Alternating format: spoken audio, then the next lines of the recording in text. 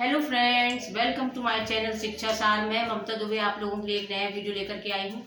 आज हम BSc first year का आगे का पार्ट पढ़ेंगे, सेल डिवीजन। सेल डिवीजन या सेल साइकिल। सेल साइकिल में हम क्या देखने वाले हैं आज, वह हम आप देखेंगे। तो सेल डिवीजन की जो प्रोसेस होती है, कोई भी एक सेल जो होती है, चाहे वो प्रोकैरियोट सेल हो चाहे वो यूकैरियोट सेल हो, उसमें सेल साइकिल चलती है और वो डिवाइड होती है। तो सेल डिवीजन की प्रोसेस देखेंगे। सेल डिवीजन कितने प्रकार का होता है और सेल साइकिल की प्रोसेस क्या क्या है। तो सेल डिवाइड जब होती है तो उसमें जितनी भी प्रोसेस होती हैं सेल के डिवीजन की, वो उन्हीं प्रोसेस को हम बोलते हैं सेल साइकिल। मतलब उसमें जो जो फेजेज आती हैं या उसमें जिस तरह से वो डिवाइड होती है, एक क्रम से डिवाइड होती है। जैसे एक सीरीज चलती है किसी भी चीज़ की, कि एक क्रम से सेल को डिवीज़न करना होता है कि शुरू में क्या होगा, फिर उसके बाद मिडिल में क्या होगा, फिर लास्ट में क्या होगा। तो इस तरह से उसकी जो फेजेस चलेंगी, उन सभी फेजेस को हम सेल साइकिल के अंतर्गत रखते हैं। तो सेल साइकिल या सेल डिवीजन। तो सेल डिवीजन कितने तरह का होता है ये हम जानते हैं। पहले हम सेल डिवीजन को देखेंगे कि सेल डिवीजन कौन कौन से प्रकार का होता है।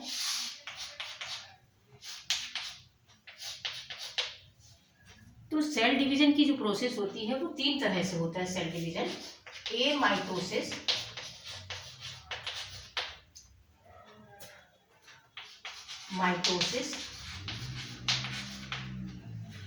इसी को हम बोलेंगे ए सूत्री, या माइटोसिस को हम बोलेंगे समसूत्री, और मियोसिस जो होता है वो अर्धसूत्री डिवीजन या अर्धसूत्री विभाजन कहलाता है। तो इस तरह से सेल डिवीजन जो होता है वो तीन तरह की प्रोसेस से होता है।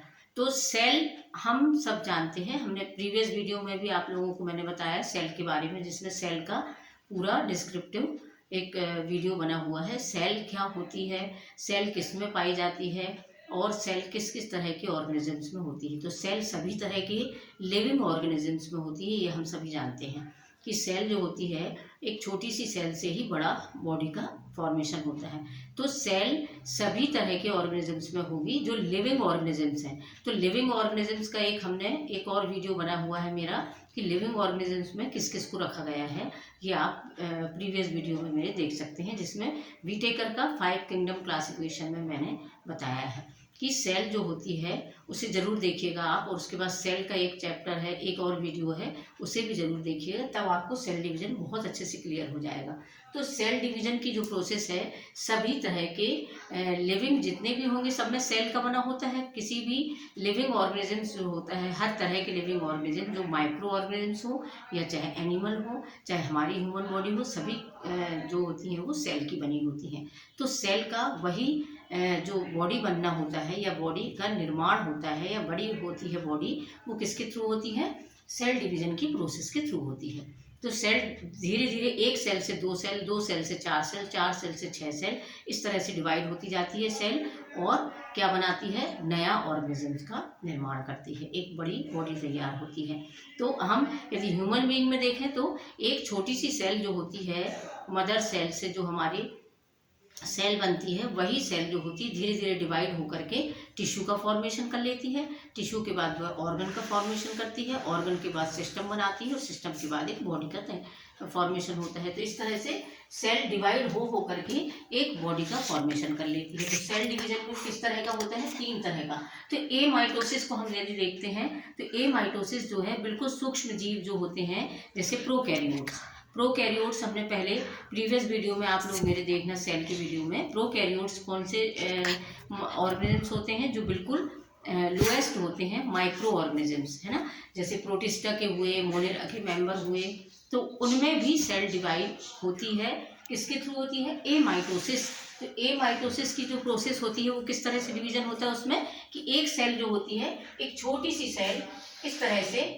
डिवीजन करती है। ये मान लो उसका न्यूक्लियस है, ये इसका साइटोप्लाज्म है। तो ये एक सेल जो होती है वो डिवाइड होकर के दो सेल का फॉर्मेशन करती है। वो कैसे करती है, इसका जो न्यूक्लियस है वो कैसा होता है, सबसे पहले न्यूक्लियस डिवाइड होता है। सेल में डिवीजन जब होता है तो सबसे पहले न्यूक्लियस डिवाइड होता है, उसके बाद उसका साइटोप्लाज्म डिवाइड होता है। तो सेल डिवीजन में न्यूक्लियस किस तरह से बन जाएगा, इसका न्यूक्लियस डंबल शेप का हो जाएगा, इस तरह से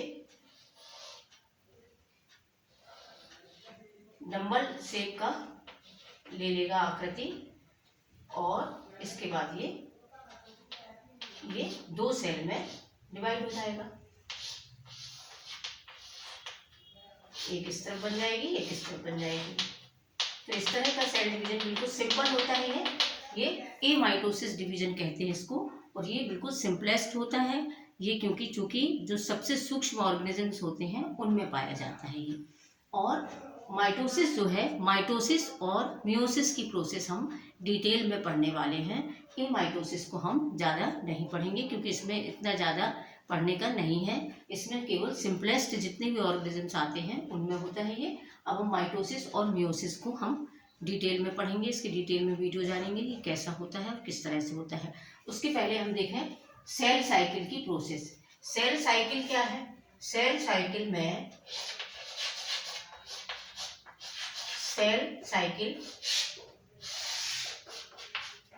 में कौन कौन सी प्रोसेस होती हैं, अब ये देखेंगे।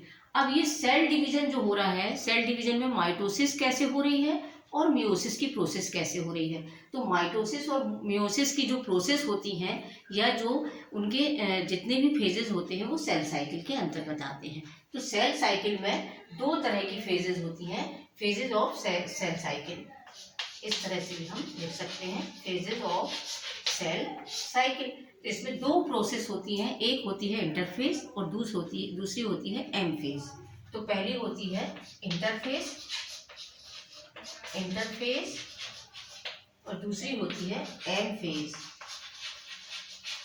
या इसको हम बोलेंगे डिविजनल फेज। डिविजनल फेज भी कहा जा सकता है और इसको एक प्रिपरेटरी फेज भी कहते हैं। प्रिपरेटरी फेज या प्रिपरेशन करती है सेल इंटरफेज में पूरी तरह से तैयार होती है, डिवीजन के लिए तैयार होती है, और उसके बाद एम फेज में वो डिवाइड होती है। डिवाइड होने के बाद एक सेल से 2 सेल का फॉर्मेशन हो जाता है। तो इस तरह से सेल साइकिल इंटरफेज और एम फेज में डिवाइड होती है 2 भागों में। अब इंटरफेज की भी बहुत सारी प्रोसेस हैं जिसमें वो किस तरह से डिवाइड होती है। एम फेज और इंटरफेज दोनों की प्रोसेस आगे हम जब माइटोसिस और मियोसिस पढ़ने वाले रहेंगे, माइटोसिस पढ़ेंगे और मियोसिस पढ़ेंगे, तो उसमें हम आगे की फेजेस देखेंगे। इंटरफेज में कौन कौन सी फेज आती हैं और एम फेज में कौन कौन सी फेज आती हैं। इसके पहले, इनको पढ़ाने के पहले मैं थोड़ा सा आपको सेल के बारे में और डिवीज़न के बारे में बता दूं कि कैसे डिवाइड होती हैं सेल, और किस तरह से उनमें कैसा डिवीज़न होता है, और किस तरह से क्या डिवाइड होता है उसमें पहले और क्या नहीं, है ना। तो ये आपको इतना समझ में आया। इसके बाद हम आगे चलते हैं कि इसमें क्या कैसे डिवीजन होता है, ये देखेंगे हम। चलिए,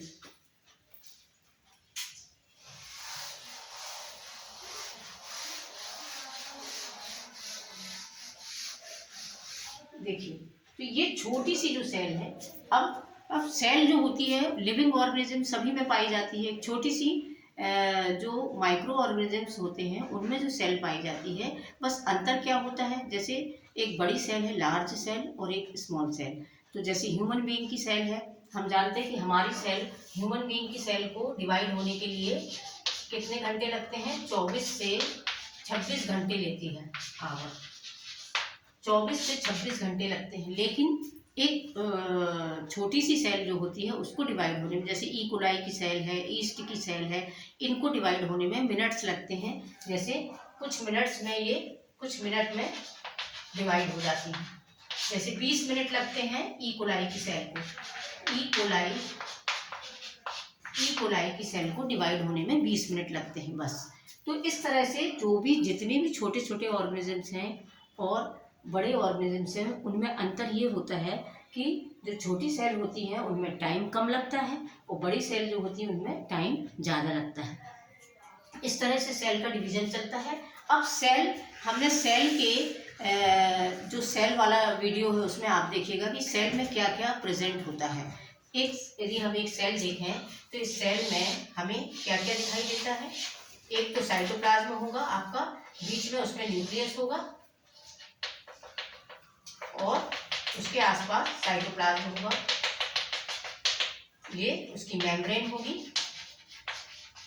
हम यहाँ ज़्यादा डिटेल में नहीं पढ़ेंगे सेल को, क्योंकि हम सेल डिवीजन पढ़ रहे हैं, इसलिए सेल को ज़्यादा हम डिटेल में नहीं पढ़ेंगे। हम जनरली इसको प्रीवियस आपको हम थोड़ा सा समझा रहे हैं कि जिसमें आपको सेल डिवीजन अच्छे से क्लियर हो जाए।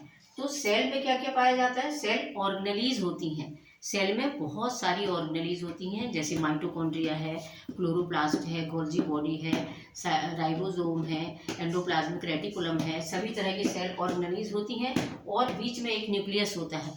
तो न्यूक्लियस सबसे इम्पोर्टेंट होता है। प्रीवियस वीडियो आप मेरा न्यूक्लियस का देख लीजिए, न्यूक्लियस में क्या क्या पाया जाता है, क्या क्या चीज़ें प्रेजेंट होती हैं। तो सबसे पहले न्यूक्लियस डिवाइड होता है, उसके बाद साइटोप्लाज्म डिवाइड होता है। तो ये न्यूक्लियस जो है, न्यूक्लियस के अंदर क्या पाया जाता है?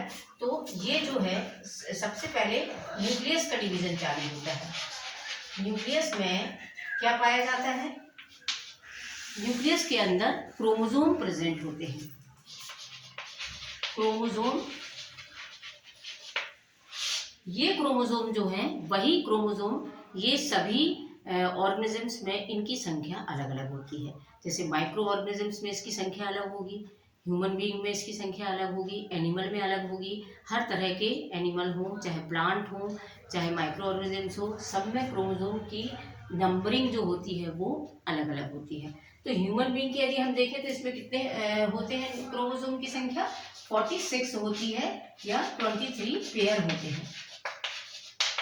अब हम देखेंगे, जब हम माइटोसिस पढ़ेंगे और मियोसिस पढ़ेंगे तो हम यही देखेंगे कि ह्यूमन बीइंग में क्रोमोसोम्स की संख्या जो होती है 23 पेयर में किस तरह से डिवीजन होता है, किस तरह से एक सेल से दूसरी सेल में कितने क्रोमोसोम जाते हैं, और मियोसिस में कितने क्रोमोसोम जाते हैं, और माइटोसिस की प्रोसेस में कितने क्रोमोसोम जाते हैं।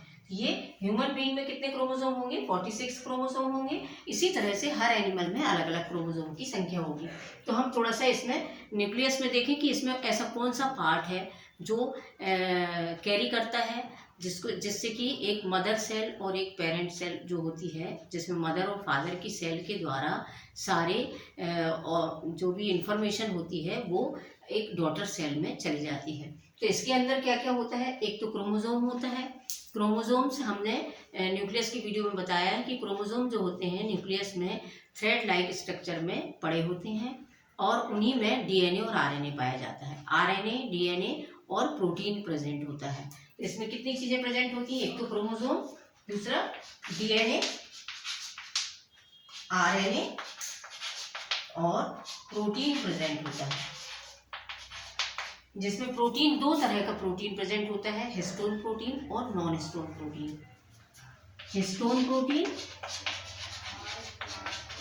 और नॉन हिस्टोन प्रोटीन।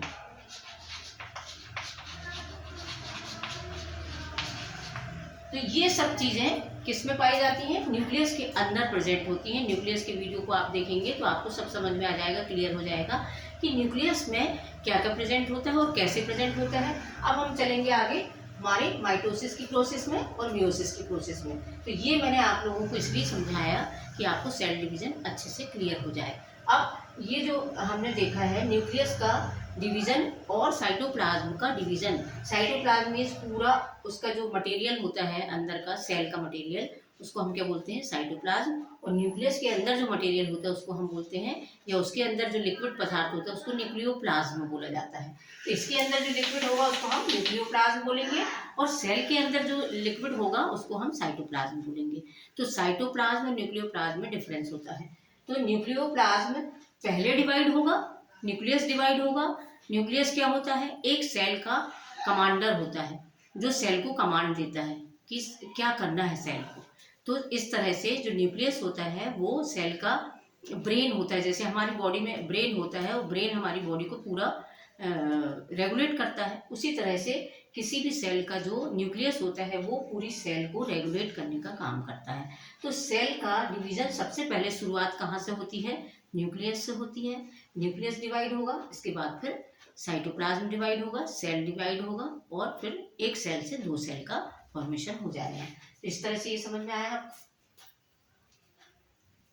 चलिए आगे बढ़ते हैं।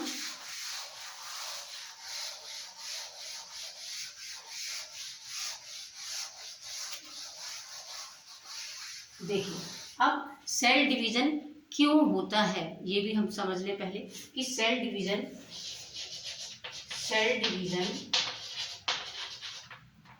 क्यों होता है।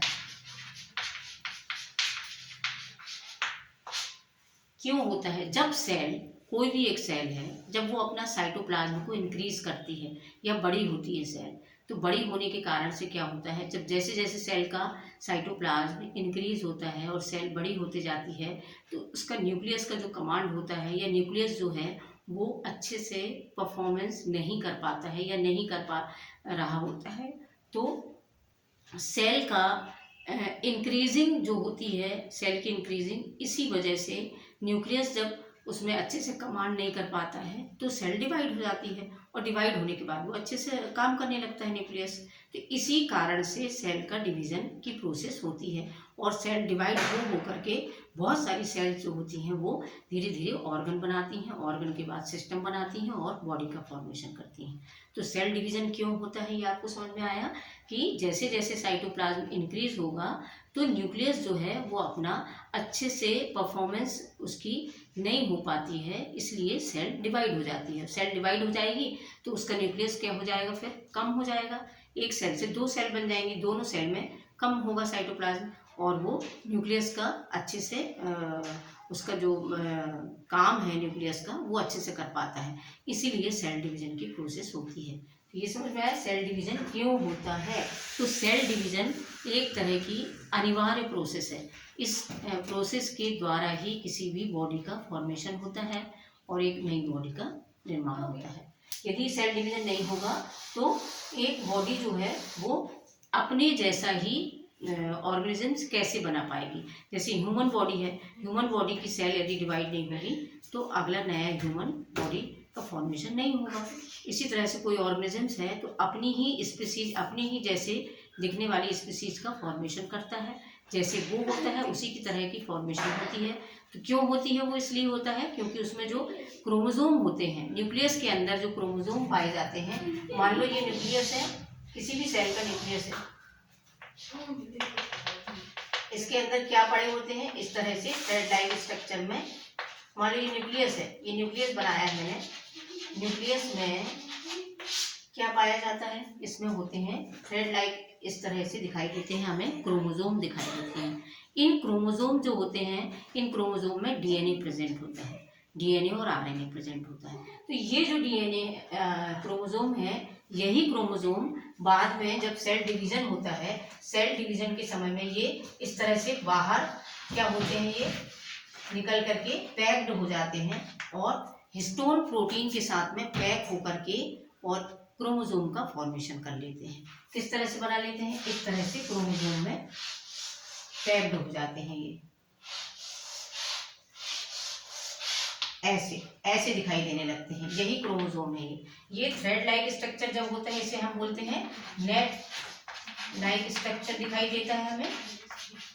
ये थ्रेड के रूप में पड़े होते हैं न्यूक्लियस में, और जब डिवीजन की प्रोसेस चालू होती है, जब सेल डिवाइड होने लगती है, तो ये किस तरह से फॉर्मेशन कर लेते हैं, ये क्रोमोसोम के रूप में फॉर्म हो जाते हैं, इनका ये क्रोमोसोम में बदल जाते हैं, क्रोमोसोम का फॉर्मेशन कर लेते हैं। तो ये इस तरह से पैकिंग हो गई, समझ जाओ, इनकी हिस्टोन प्रोटीन के साथ ये पैक होकर के एक क्रोमोसोम का फॉर्म ले लेते हैं। तो इनके बीच में जो होता है आपका डीएनए मटेरियल पाया जाता है, इस तरह से डीएनए का कंटेंट पाया जाता है। ये इसमें डीएनए, ये जो अंदर कंटेंट होता है ये डीएनए पाया जाता है। तो डीएनए जो होता है, हम जानते हैं कि डीएनए से क्या होता है, डीएनए इंफॉर्मेशन लेकर के किसको क्या बनाता है, एमआरएनए बनाता है। एमआरएनए जो है वो न्यूक्लियस से बाहर आकर के क्या, किसका फॉर्मेशन करता है, प्रोटीन का फॉर्मेशन करता है, और वही प्रोटीन जो होती है हमारी बॉडी का फॉर्मेशन करती है। तो डीएनए क्या करेगा,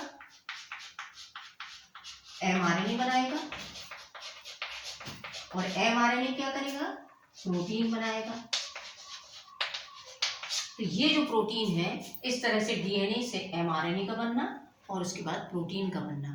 तो ये जो प्रोटीन है हमारी बॉडी का फॉर्मेशन करता है। पूरी बॉडी का निर्माण जो होता है वो प्रोटीन से होता है। तो जो डीएनए इंफॉर्मेशन देगा वही एमआरएनए लेगा, और एमआरएनए के पास जो इंफॉर्मेशन होगी उसको प्रोटीन में कन्वर्ट करने का काम कौन करता है? राइबोसोम के साथ मिलकर के एमआरएनए किसमें कन्वर्ट कर देता है? उस प्रोसेस को, उस इंफॉर्मेशन को प्रोटीन में बदल देता है। यदि आपका डीएनए अच्छा होगा, ये डीएनए अच्छा होगा, तो एमआरएनए अच्छा रीड करेगा, और रीड करने के बाद आपका एकदम प्योर प्रोटीन बनेगा, एकदम अच्छा प्रोटीन बनेगा, और उसमें कोई खराब नहीं होगा प्रोटीन, तो आपकी बॉडी का फॉर्मेशन अच्छा होगा। तो इस तरह से ये प्रोसेस चलती हैं, डीएनए से एमआरएनए, एमआरएनए से प्रोटीन। तो ये जो डीएनए होता है, इन न्यूक्लियस के अंदर डीएनए प्रेजेंट होता है। ये क्रोमोसोम जो होते हैं वो इसको कैरी करते हैं। मतलब एक तरह से हम देखें तो जैसे हम किसी व्हीकल है या गाड़ी है जिसमें हम कहीं जा रहे हैं, तो उसमें हम बैठ के जा रहे हैं, तो हम मान लो, तो ये एक तरह से गाड़ी होती है डीएनए के मटेरियल की। तो ये डीएनए को कैरी करते हैं क्रोमोसोम। तो क्रोमोसोम का फॉर्म कब होता है? जब डिवीज़न शुरू हो जाता है, सेल डिवीज़न का प्रोसेस चालू हो जाता है, तो ये डीएनए जो है वो बाहर निकल के इस तरह से क्रोमोसोम का फॉर्मेशन कर लेता है, और यही क्रोमोसोम जो है वो डिवाइड होकर के एक नई सेल का निर्माण करते हैं। तो किस तरह से आपको समझ में आया क्रोमोसोम? अब क्रोमोसोम का मैं एक वीडियो बनाऊंगी, डिटेल वीडियो बनाऊंगी, जिसमें क्रोमोसोम की। तो फ्रेंड्स, हमने देखा सेल डिवीजन में हमने ये अलग अलग प्रोसेस हैं, माइटोसिस, मियोसिस हम पढ़ेंगे। अब हमारे नेक्स्ट वीडियो में हम आपको माइटोसिस और मियोसिस की सारी प्रोसेस, सेल साइकिल में क्या क्या होता है, इंटरफेज और एनाफेज में किस तरह से वो डिवाइड होती है, ये सब हम नेक्स्ट वीडियो में देखेंगे। तो आज का वीडियो मैं यहीं बंद करती हूँ। आपको यदि मेरा वीडियो अच्छा लगता है तो इसको सब्सक्राइब जरूर करिए, लाइक करिए और शेयर जरूर करिए, और बच्चों तक पहुँचाएँ, जिससे बच्चों को पढ़ने में आसानी हो। तो थैंक यू बच्चों।